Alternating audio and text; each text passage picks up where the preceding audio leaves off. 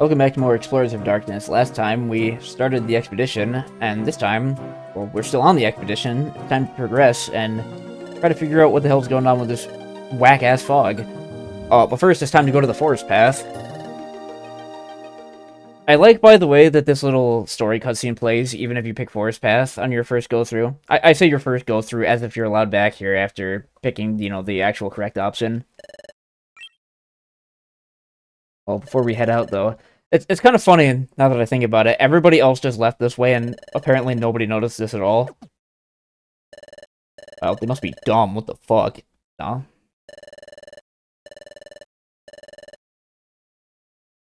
I guess it was just hiding in that bush of flowers or something. I don't fucking know. Well, First of all, I like that there's no fog here. Second of all, what a drastically different color palette for this area. What the hell? Or a tile set, I should say, not a color palette, fucking hell. And again, with this stupid random dungeon music that drives me insane. I forgot to mention it when we were in the dojo before, but I'm pretty sure... Oh, no. So this is one of the random dungeon themes. I don't know why they're called that. There's random dungeon theme 1, 2, and 3.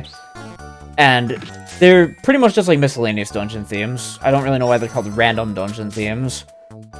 But they're basically, yeah, they're just miscellaneous extra dungeon themes that play in certain dungeons that, I mean, it's pretty self-explanatory, really. I'm not sure why I'm explaining it.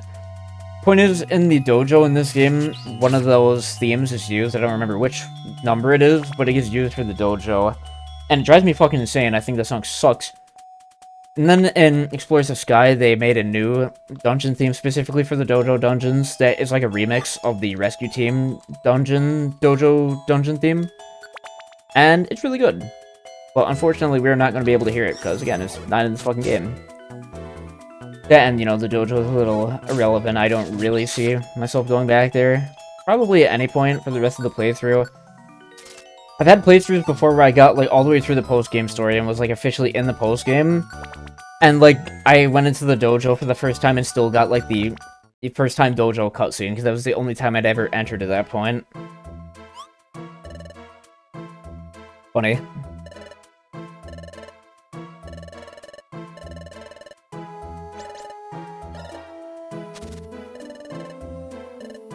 Why does he get so mad, man? What an asshole. You'd think that maybe Chico here would show the little awesome glowing red rock we found, but I guess not. Cheddar has a giant stick up his ass anyway, though, so he probably wouldn't care. Anyway, actual next dungeon, time for Foggy Forest, and as the name implies, well, there is fog. Now that I think about it, I just realized I'm pretty sure Weathers and Explorers of Sky will have, like, a unique message to go with them saying what they do more specifically, or maybe I'm not remembering correctly. Well, what I can say for certain, though, is that the fog in this game is not nearly as fucking horrible as it is in Pokemon Diamond and Pearl Platinum. I don't know what in the name of God they were fucking thinking with that. Where it cuts your accuracy, like... I don't remember how much of an accuracy cut it is, but I know moves with 100 accuracy get dropped to, like, 60 accuracy in the fog, and it's like, what the fuck, man? I don't know why they ever thought that was okay. Reflect. Interesting, except the problem with Reflect in this game is that it only affects the user. And without Status Checker, enemies love to spam the shit out of it. We don't gotta worry about that for Chico, because, she has Status Checker now, but... It's like, the fact that it only affects the user, if you're playing solo, I suppose that's nice, maybe, but we're not solo, we're on a team.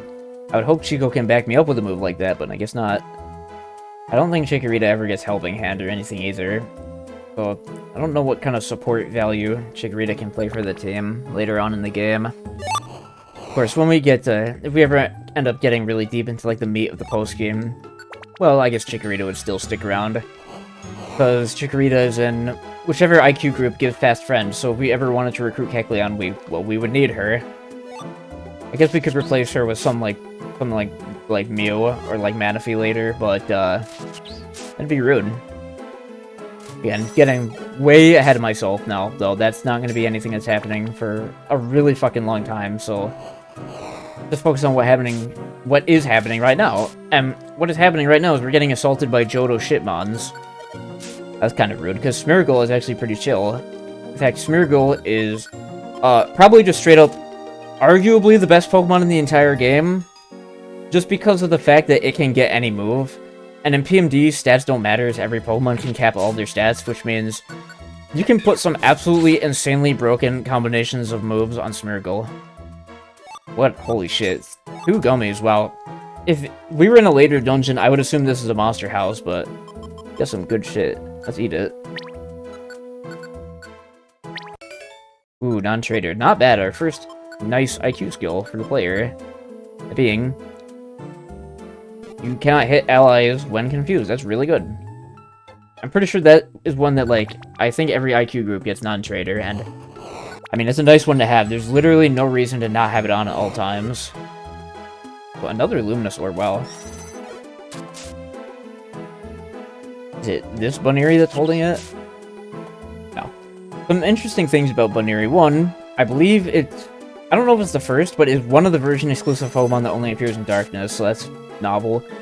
But what's much more interesting is, according to a developer interview, I'd have to find it again, Buneary was actually slated to be a starter at some point during development, and they ended up cutting it, and I think the likely reason for that is because its ability... But the abilities, I believe, are Cute Charm and Klutz, and Klutz is one of the worst abilities in the entire game, no question, because I believe in PMD it makes it so your held item doesn't do anything. And that is obviously fucking horrible if you play as a starter and, like, you know, one of the mechanics of the game is just straight up turned off and you're not allowed to use held items. That's really, really goddamn bad. I guess the closest I can think of is, like, Psyduck and Rescue Team having Cloud9, so it just turns off weather, but that's honestly more beneficial than it is harmful. Yeah, Buneary having Klutz is fucking terrible, and in this game you have both of your abilities, so there's no turning it off either. Ooh, Lanoon up there, let's go kick its ass. Oh no, that's a Stantler, never mind, I'm dumb. Yeah, that, and I don't remember what exactly its level up learn set is, but I know it's nothing, like, good. It's a bunch of, like, crappy normal type moves, because it's, well, it's an early game normal type in a mainline Pokemon game. It just, like, even in mainline, you know, Buneary and Lopunny, they just fucking suck, unfortunately. Funny then that they make you play as a Lopunny in Special Episode 4 in Explorers the Sky, but, well, we don't have to worry about that, because we're not going to be doing it. Do not need a twist band, man. Yeah, Buneary was actually slated to be a starter at some point in development, but they cut it. And again, presumably because the level up abilities, the level up moves and the abilities were really bad. And, another Pokemon that was supposed to be a starter and got cut for probably similar reasons was Pachirisu. Pachirisu, in the same interview, they said was also supposed to appear as a starter, and again, got cut, which is pretty unfortunate, because despite the fact that they would have both probably been bad, Pachirisu would have certainly been better, although its level up moveset is really bad. It still would have been neat, because, you know, more non-starter starters, if that makes sense. I always appreciate having more of them, they're interesting. And then you get games like Super Mystery Dungeon, which has all the starters, which is cool, and then your non-starter options are like Pikachu and Riolu. Like, that's great, man. And I guess Gates to Infinity had Axew, who ended up just being, like, the most broken starter in that game, so, you know, that's something. But I do always appreciate non-starter starter Pokemon for PMD, it's always nice. That's something I like about Sky's lineup. There are a lot of non-starter options, so it was interesting. Oh, you asshole. I guess I'll just let Chico attack. Oh, that's right. Its other ability isn't Q-Charm, it's Runaway, yeah. Well, Runaway doesn't really matter for the player. I don't think it does anything at all for the player, in fact, but for... Okay, let's snipe this thing. I have 3 Luminous Orbs? What the hell? But yeah, for the partner, Runaway is a really bad ability, because once they drop below half health, they just, you know, get terrified and just flee. So another Luminous Orb. Oh my god, I've never had so many of these. Yeah, part of the reason why in Explorers of Sky Eevee is, like, probably the worst partner Pokemon is because it has Runaway. So, Pachirisu... I believe Pachirisu also has Runaway, in fact. I believe it has Pickup and Runaway, 2 pretty mediocre abilities, so... If Buneary and Pachirisu were playable as starters and partners in PMD, they would honestly be really bad. For the most part, which is unfortunate, because again, they're both very cute. Mostly Pachirisu. Buneary's like, okay. But it would have been interesting to have the variety, you know? Of course, Pachirisu doesn't have a good level up moveset, and the whole electric type role is already taken up by Pikachu. And it doesn't really have any better electric type stuff going on, so... Wouldn't have been a big deal, I don't think. Whatever. Anyway, Explosion. Explosion is a move that is just kind of useless if you're the player, I feel like, because you do so much to, like, self-damage to yourself. Why would you ever want to use it? I guess something interesting about Explosion is the fact that apparently Fire-type Pokemon actually take half damage from explosions, which is actually pretty novel and pretty useful, I feel like. I did not mean to step up like that. But we're not going to be using, like, Self-Destruct or Explosion at all, because there's no reason to do so. Another thing with it is that Explosion is obviously a really good move in, like, Gen 4 Pokemon, because, like, 500 base power, because it has your defense. So it just, like, hits super fucking hard and kills whatever you're attacking into more often than not. The problem is you can only get... There's only one way to get Explosion in that game, and it's you have to go to the Game Corner, and if you remember how the Game Corner works in Diamond Pro Platinum, like, you can get a bonus round with a Clefairy that will, like, you know, point to the different slot reels in order, and you have to hit them in that order, and if you just keep doing that over and over, you'll get more and more bonus rounds. And if you get 10 consecutive bonus rounds, which is pure luck, by the way, there's no way to, like, force yourself more rounds, really. So, like, it's basically just pure luck, and I've never been able to do it myself, I don't think. I think my best is, like, 9 rounds. If you get 10 consecutive bonus rounds, you get given an Explosion TM. And the way they phrase it in the English version of the game, she's like, oh, keep playing to get another explosion of good luck, like the lady who gives you the TM. She's full of shit, because there's only one Explosion TM per save file. If you get another 10 bonus rounds, you don't get shit for it. Which is really mean, because Explosion is, like, a pretty relevant competitive move as well. You'd absolutely want to learn, like, Explosion, and the fact that you can only get one of them in a single save, that's, like, terrible. Especially since they kind of lied to you about it as well, that's bullshit. In Heart Gold and Soul Silver, obviously the method of getting Explosion is different, but I don't even remember, like, how the hell you do it in that game. And I don't really care to know. I think it's, like, somewhere in Kanto. It's, like, on the underground passage in Kanto you get given it by some guy or some shit. I don't know. Anyway, completely neglected to mention it, but oh my god, Groudon, another legendary, appearing this early in the game. Holy moly.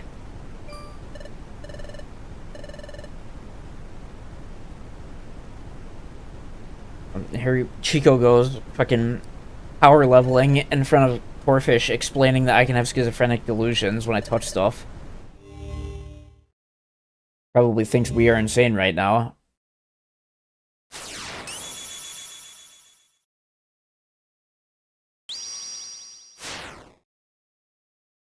Wow. Riveting. Oh yeah, and then we get a second one right after.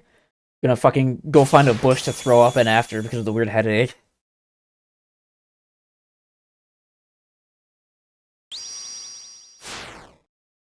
See, the fact that we are having, like, a flashback to this implies that in the past, you know, somebody figured out how to lift the fog, which also means at some point somebody would have had to have removed the stone from Groudon's heart and put the fog back in place, and then just go throw the stone in a random-ass bush nearby. I'm not really sure what the point of that was. I guess Yuxi just likes to troll a lot, I don't know.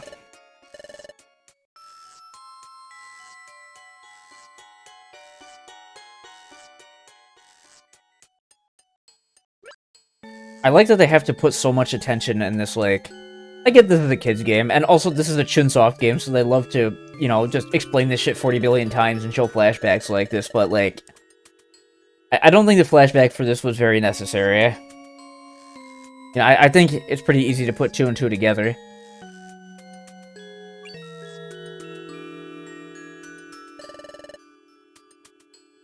I also like that Corphish is not questioning any of this at all, by the way. He's a good bitch. I also really like that little nodding animation Torchic does, where he just tilts his whole head straight forward to the ground. It's funny looking.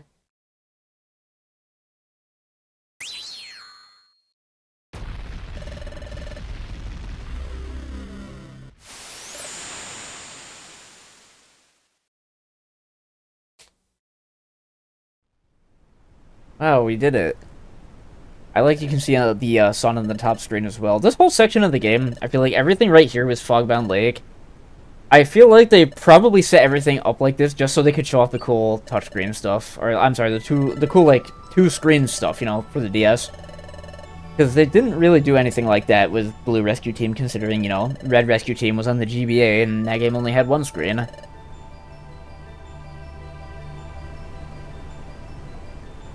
at that, isn't that cool? I do like this art here. It's very detailed with like the fogbound lake up there and like the little cattail thingies in the bushes in the foreground. It's really cool looking. I don't know why I always misremember that scene right there as like being split onto the two screens, but there's like a later scene in this, you know, arc of the game that uses the two screens on top of each other to show a cool piece of art. Holy fark, it's these fuckers.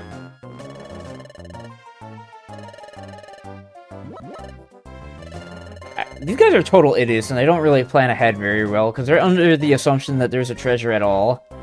Well, I mean, you know, they're correct, not that they know it. Obviously, there is a treasure here. But they don't even know what the hell the treasure is, or where the hell it might be, or even if it exists at all, but they're totally ready to just jump you over this shit.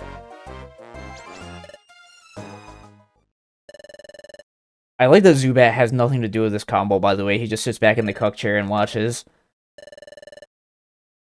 I also like that our player and partner here, like Chico and Moth here, do not even really attempt to guard themselves or get out of the way or like, you know, stop them or do literally anything at all. They kind of just get ready to stand there and take the Brap attack. Fucking little freaks. Anyway, enter.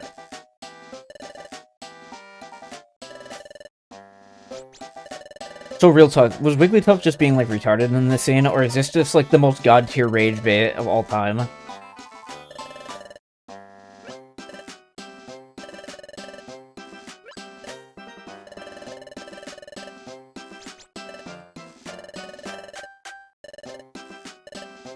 Based Wiggly Chad coming in and saving us from the spooky, dark, and poison types. Holy shit. I also like he says, we have to, you know, I hope he gets... Yeah, no, never mind, I'm being retarded. He just acknowledged that the fog is lifted, I'm pretty sure. I'm being stupid.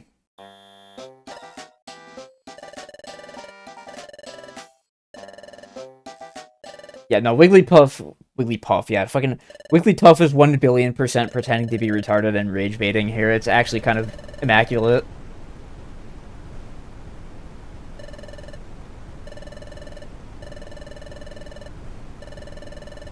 Uh-oh, do they know? Uh-oh.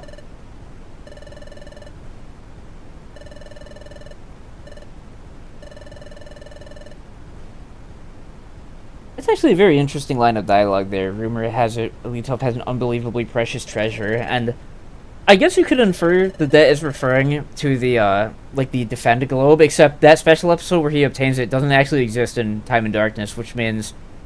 Maybe that line of dialogue from this game in Sky, they like went back to that and thought like, hey, wait a minute, we can do something with like that. We can do something with that, you know? I don't know. Also, I don't know why with this phrasing, I was planning on mugging him anyway.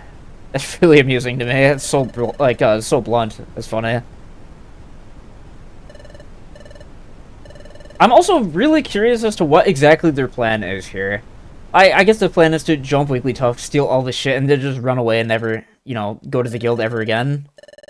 But again, like, they're mugging somebody who may or may not even have anything valuable on them, so...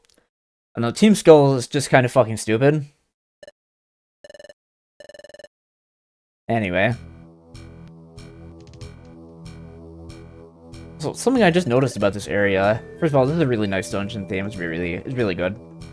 Second of all, I noticed this area, like, the water and the... Well, you can't see it anymore, but, like, the water out there... Yeah, down there in the bottom right. The water outside of the place is bubbling because it's so goddamn hot and steamy inside Steam Cave. That's, like... It has got to be, like, muggy and burning hot as shit. It has to be miserable here. If it's so fucking hot, the water is, like, bubbling and boiling. Oh my god. Kind of insane. Anyway... Next time on Explorers of Darkness, we are gonna go explore Steam Cave, so I'll see you then.